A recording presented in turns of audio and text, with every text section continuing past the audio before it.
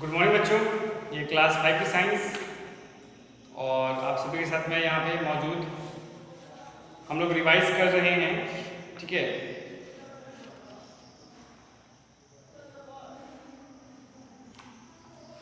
तो इसमें कुछ एक्टिविटीज़ थी, उसको हम लोग कवर करेंगे और उसके बाद फिर जर्मिनेशन ऑफ सीड्स पढ़ेंगे। तो सबसे पहले तो आप लोग बताइए कि आप लोग एग्ज़ाम की तैयारी कैसी चल रही है, ठीक ठाक है या फिर ठीक ही ठाक है।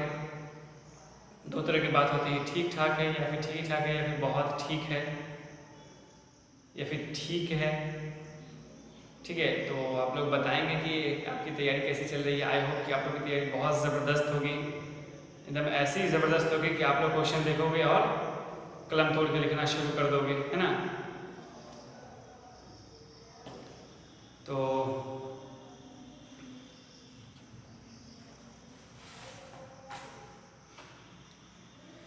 एक्टिविटीज है, observe a gram seed that was soaked for more than 12 hours. एक ग्राम को लेना है, मतलब आप एक चना को ही लीजिए, ठीक है।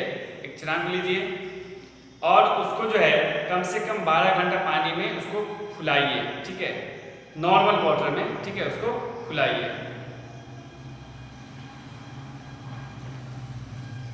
Try to open the seed and remove the outer covering. Try to open the seed. उसका सीड को ओपन करने की कोशिश कीजिए और उसका जो आउटर कवरिंग जो होता है उसको रिमूव कीजिए। उसका जो हस्क पार्ट होता है ना, ऊपर में देखेंगे हस्क पार्ट, उसको रिमूव कीजिए और उसको ओपन कर कीजिए। This is the seed coat, इसको हम लोग सीड कोट भी कहते हैं।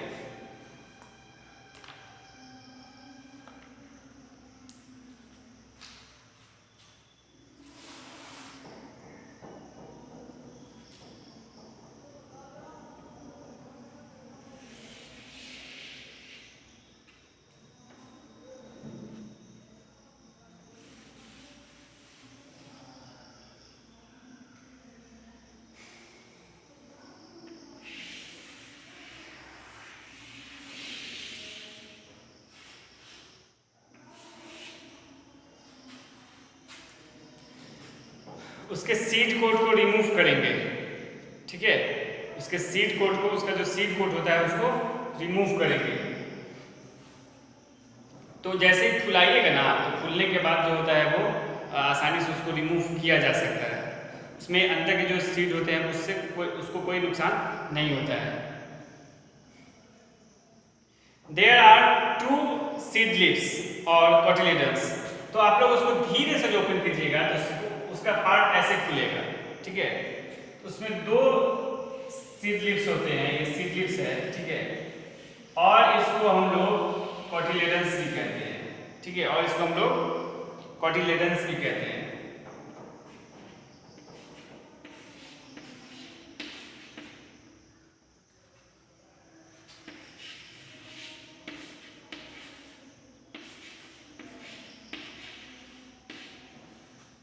ठीक है, इसको हम लोग कोटिलेडन्स भी कहते हैं, है ना।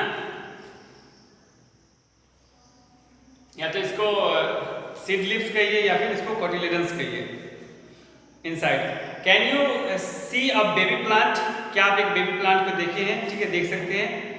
The baby plant has a small root और रेडिकल, ठीक है। उसको ये जो उसका जो पार्ट होता है वो स्मॉल रूट होता है और ये शूट में तब्दील होता है। इसको हम लोग प्लूम्यूल कहते हैं, ठीक है, प्लूम्यूल।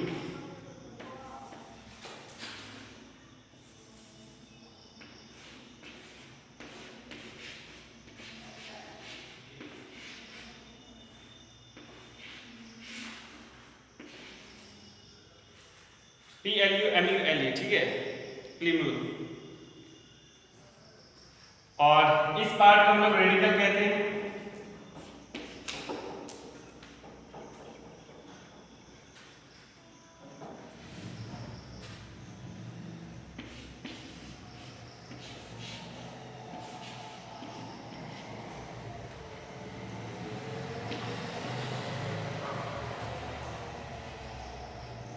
इस पार्ट को हम लोग रेडिकल कहते हैं।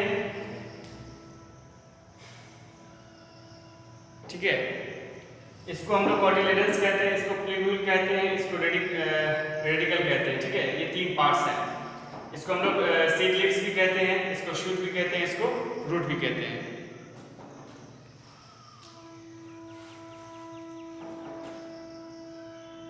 The baby plant has a small root or radicle facing downwards and shoot or plumule facing upwards। जो रेडिकल होता है, जो रूट पार्ट होता है वो नीचे की ओर फेस करता है, और जो शूट होता है या प्लूम्यूल होता है वो ऊपर की ओर फेस करता है, ठीक है। After getting a favorable condition, the seed germinate into a new plant। जैसे इसको फेवरेबल कंडीशन मिलता है, फेवरेबल वेदर मिलता है, ठीक है, फेवरेबल एनवायरनमेंट मिलता है, वैसे ही ये ग्रो करना शुरू हो जाता है, एक न्यू प्लांट में चेंज होना शुरू हो जाता है। लेकिन अगर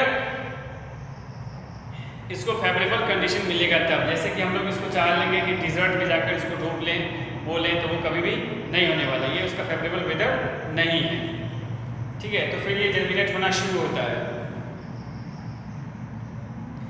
every plant seed has 3 main parts. जितने भी प्लांट सीड है उसके पास 3 मेन पार्ट्स होते हैं, ठीक है। उसके 3 मेन पार्ट्स होते हैं, the embryo, the cotyledons and the seed coat, ठीक है। The embryo, the cotyledons and the seed coat, ये 3 मेन पार्ट होते हैं। No matter what ever the size और the type of the parent plant, ये बिल्कुल ही मैटर नहीं करता है कि उसके पेरेंट प्लांट का साइज क्या है, ठीक है, उसके पेरेंट प्लांट का शेप क्या है, ये बिल्कुल भी मैटर नहीं करता। The एम्ब्रॉय of the seed is baby plant. एम्ब्रॉय कहते हैं बेबी प्लांट को, ठीक है, जो सीड का बेबी प्लांट होता है उसको हम लोग एम्ब्रॉय कहते हैं। द कॉटिलेडन्स और food store is the source of food for seed. ये जो कॉटिलेडन्स होता है ये बेबी प्लांट का फूड सोर्स होता है, ठीक है। ये जो आप लोग कॉटिलेडन्स देख रहे हो,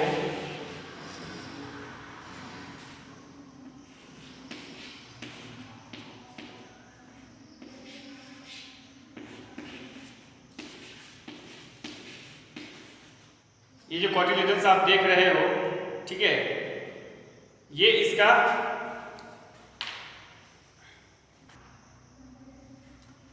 ये जो कॉटिलेडन्स आप देख रहे हो, ये सीड प्लांट का जो होता है ये फूड स्टोर भी करता है, ठीक है। सीड प्लांट में जो होता है फूड भी यहीं से मिलता है। ये जो कॉटिलेडन्स आप देख रहे हो,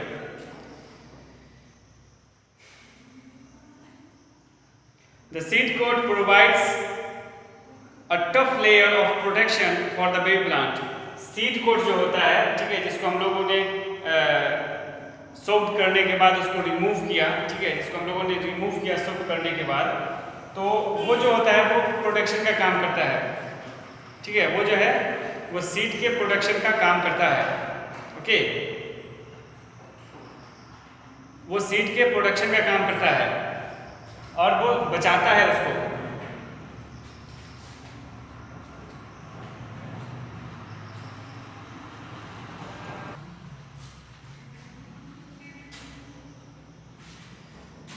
जर्मिनेशन ऑफ सीड्स, ठीक है, germination of seeds, the process by which a seed develops into a new plant is called germination. जो न्यू प्लांट में सीड जर्मिनेट करता है उसी को हम लोग जर्मिनेशन करते हैं। जैसे न्यू प्लांट में चेंज होता है, ठीक है, जैसे सीड न्यू प्लांट में चेंज होना शुरू होता है तो उसका जो प्रोसेस है उसको हम लोग जर्मिनेशन कहते हैं, ठीक है, उसको हम लोग जर्मिनेशन कहते हैं। It is the beginning of growth from resting stage when the seed gets the favorable condition। ये जो होता है it is the beginning of growth from resting stage। ये जो होता है मतलब resting stage के बाद इसका ग्रोथ होना शुरू होता है। जैसे कि हम लोग देखेंगे कि जो ग्राम होता है उसको हम लोग क्या कहते हैं, उसको हम लोग डब्बा में सजा कर रखते हैं, ठीक है। तो जो ग्राम होता है उसको हम लोग डब्बा में बंद करके रखते हैं, लेकिन उसके बाद उसको जैसे ही हम लोग डिस्पर्स करते हैं, ठीक है, खेतों में छींटते हैं, तो उसके बाद वो जैसे ही अपना फेवरेबल कंडीशन प्राप्त करता है, जैसे वो अपना फेवरेबल कंडीशन गेट करता है, उसके बाद जो है वो जर्मिनेट होना शुरू हो जाता है, ठीक है, उसके बाद जो है वो जर्मिनेट होना शुरू हो जाता है। The conditions necessary for seed germination are suitable temperature, water and air. The conditions necessary for seed germination are suitable temperature, water and air. ठीक है, जो कंडीशंस होते हैं वो नेसेसरी होते हैं, ठीक है, फेवरेबल कंडीशन जो होते हैं वो नेसेसरी होते हैं। जैसे कि हम सभी के लिए पढ़ाई के लिए एक फेवरेबल कंडीशन चाहिए, जैसे कि हम लोग खूब तपती हुई धूप में बैठकर नहीं पढ़ सकते हैं, ठीक है, खूब तपती हुई धूप हो तो वहाँ पर हम लोग नहीं बैठ के पढ़ सकते हैं, या फिर खूब ज़्यादा हवा बह रही हो तो वहाँ पर बैठ कर नहीं पढ़ सकते हैं, जब खूब ज़्यादा ठंड पड़ रही हो तो वहाँ पर भी हम लोग बैठकर नहीं पढ़ सकते, पढ़ भी सकते हैं तो बहुत ज़्यादा देर नहीं पढ़ सकते हैं, क्योंकि वो हमारा फेवरेबल कंडीशन, वो हमारा फेवरेबल वेदर नहीं है, ठीक है। जिस इन्वायरमेंट में हमको रहना होता है, ठीक है, जिस इन्वायरमेंट में हमको रहना होता है उस हिसाब से वो फेवरेबल कंडीशन नहीं है।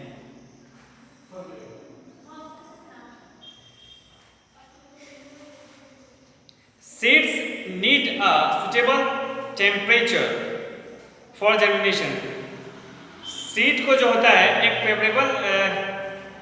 फेवरेबल कंडीशन चाहिए होता है, ठीक है, सीड को जो है वो एक फेवरेबल कंडीशन चाहिए होता है उसको जर्मिनेट होने के लिए, उसको डेवलप्ड होने के लिए, ठीक है, उसको डेवलप्ड होने के लिए उसका एक फेवरेबल कंडीशन चाहिए, तभी जाकर वो डेवलप हो पाता है।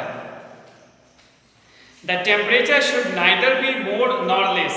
जो टेम्परेचर होता है जर्मिनेशन के लिए, ठीक है, जो टेम्परेचर होता है ग्रोइंग के लिए, एक सीड को एक बेबी प्लांट में चेंज होने के लिए जो एक टेम्परेचर होता है, ठीक है, उससे ना तो ज़्यादा होना चाहिए और ना ही कम होना चाहिए, ठीक है, बिल्कुल एग्जैक्ट टेम्परेचर होना चाहिए, ठीक है, उसमें बहुत थोड़ा कम और ज़्यादा मायने नहीं रखता है, लेकिन बहुत ज़्यादा या फिर बहुत कम मायने बहुत रखता है, ठीक है।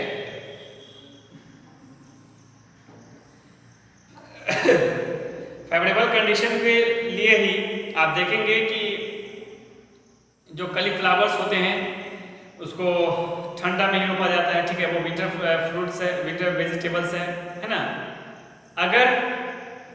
अगर उसको विंटर में ना रोपा जाए, उसको समर में रोपा जाए तो कभी भी नहीं हो सकता है, क्योंकि वो उसका फेवरेबल कंडीशन, फेवरेबल वेदर नहीं है, ठीक है, फेवरेबल सीजन नहीं है।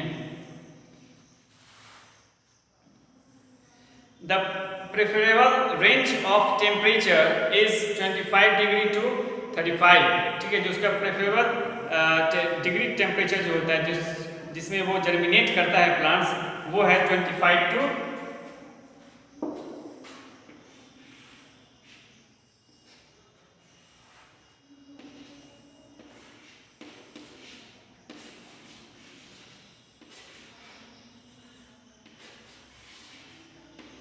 35, ठीक है। जो प्रेफरेबल उसका कंडीशन है, जो प्रेफरेबल उसका टेम्परेचर है, जो टेम्परेचर उसको चाहिए वो ये होता है 25 डिग्री टू 35 डिग्री में वो उसका प्रेफरेबल होता है, ठीक है, उसमें वो अच्छे से ग्रो कर सकता है।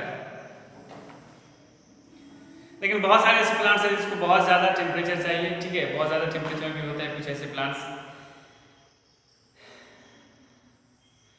और ये जो प्रेफरेबल ये जो टेम्परेचर है, इसी में जो होते हैं वो एक्टिव होते हैं, वो जो सीड्स होते हैं वो एक्टिव होते हैं और वहीं पर से वो ग्रो करना शुरू करते हैं। Right amount of water and air should be available for germination, ठीक है, right amount of water and air should be available for germination of seed. अब सीड को जर्मिनेट होने के लिए एक सही अमाउंट में वाटर होना चाहिए, ठीक है, एक सही अमाउंट में वाटर होना चाहिए और एक सही अमाउंट में एयर भी होना चाहिए, ठीक है, एक सही अमाउंट में वाटर भी होना चाहिए और एक सही अमाउंट में एयर भी होना चाहिए, ठीक है। The seed should not get dry and should be moist for proper germination. ये भी ध्यान रखना है कि सीड जो है वो ड्राई ना हो, वो सूख ना जाए, ठीक है, should be moist for proper germination, और उसका जो इन्वायरमेंट होता है, सीड जहाँ पे होता है वो बिल्कुल मॉइस्ट इन्वायरमेंट होना चाहिए, तभी जाकर वो जर्मिनेट हो पाता है, तभी जाकर वो ग्रो हो पाता है, तभी जाकर वो बड़ा हो पाता है, सीड में चेंज हो पाता है, ठीक है, सीड से प्लांट्स में चेंज हो पाता है। अवेलेबिलिटी, ठीक है, availability of sunlight and soil are not very essential for germination. Availability जो होता है सनलाइट का and soil are not very essential, ये बहुत ज़्यादा इसेंशियल नहीं होता है, ठीक है, जर्मिनेशन के लिए। Let us perform an activity to examine the conditions necessary for germination of seeds. कुछ कंडीशंस दिए हुए हैं, इसको हम लोग कल चर्चा करेंगे, ठीक है, जो ये बताता हो, जो ये दर्शाता हो कि उसकी एक्टिविटीज़ के बारे में बताता हो कि वो जर्मिनेट कैसे होता है, इसके बारे में बताता हो। तो इन सब के लिए हम लोग जो है क्या करते हैं, एक एक्टिविटीज़ है जिसको हम लोग फॉलो करेंगे और समझ में ज़्यादा बेहतरीन तरीके से आएगा। तो रहने देते हैं इतना ही और फिर कल हम लोग इसी के बारे में पढ़ेंगे, इसी के बारे में कल हम लोग देखेंगे। ओके, तो आज के लिए बस इतना ही रखते हैं। आप लोग अपने एग्जाम की तैयारी खूब अच्छे तरीके से कीजिए। आप लोग एग्जाम का डेट जो है वो कल मैं बता दूंगा, ठीक है, कल मैं आप सभी को एग्जाम का डेट बता दूंगा और आपको टाइमिंग बता दूंगा। सिर्फ और सिर्फ मैं अपने सब्जेक्ट की टाइमिंग बताऊंगा, ठीक है, और सिर्फ मेरा जिस दिन पेपर पड़ेगा, यानी कि आप लोग का जिस दिन पेपर पड़ेगा उसके बारे में बताऊंगा, ठीक है। तो आप लोग सब कोई एक्टिव रहेंगे, ओके, आप सब कोई बिल्कुल एक्टिव रहेंगे और मुझे देखने के लिए मिलेगा कि कौन ऐसे बच्चे हैं जो बहुत ज़्यादा एक्टिव हैं, ओके, कौन ऐसे बच्चे हैं जो बहुत ज़्यादा एक्टिव हैं। तो वो तो आपके जो आंसर शीट आएंगे उसी से पता चल जाएगा, ठीक है, वो जो आपके आंसर शीट आएंगे उसी से आपको पता चल जाएगा कि आप लोग कितने पानी में हो, ठीक है, और आप लोग तैयारी ढंग से कर भी रहे हो या नहीं, या फिर सिर्फ क्या कहते हैं उसको, अपना समय बर्बाद कर रहे हो। तो अपना समय बर्बाद नहीं करना है, आपको लोग को अच्छे से एग्ज़ाम देना है। आप लोग का पेपर जो है वो, आपका पेपर 9 तारीख को है शायद, वो कल मैं कंफर्म होकर आपको अच्छे से बता दूंगा, ठीक है, कल मैं कंफर्म होकर आपको अच्छे से बता दूंगा कि आप लोग का पेपर किस दिन है। तो आज के लिए इतना ही रखते हैं, इसी को हम लोग रिवाइज करते हैं खूब अच्छे तरीके से। देखिए, जो भी ऑब्जेक्टिव्स हैं, जो भी क्वेश्चन आंसर है बुक में मैंने लिखवाया है वो बिल्कुल भी नहीं आ रहा है, ठीक है। आप लोग अगर बुक की रीडिंग अच्छे से कर रहे हैं तो ये आप लोग के लिए बहुत ज़्यादा बेनिफिशियल होगा। तो अगर आप लोग चाहते हैं कि बेहतरीन से बेहतरीन अपने एग्जाम में परफॉर्मेंस दे सके, तो इसके लिए आपको खूब अच्छे से रीडिंग करना होगा, खूब अच्छे ढंग से रीडिंग कीजिए, उसके बाद ही जाकर आप लोग उसको आप अपने एग्जाम को खूब अच्छे से पास कर सकते हैं, ठीक है। बिकॉज जो आंसर शीट आएंगे वो तो मैं आपको दिखाऊंगा ही कितने खूबसूरत आपके आंसर शीट हैं, ठीक है। तो आज के लिए बस इतना ही रहने देते हैं, कल हम लोग फिर मिलते हैं और इसी के आगे हम लोग चर्चा करेंगे, पढ़ेंगे। तो आज के लिए बस इतना ही, थैंक यू वेरी मच।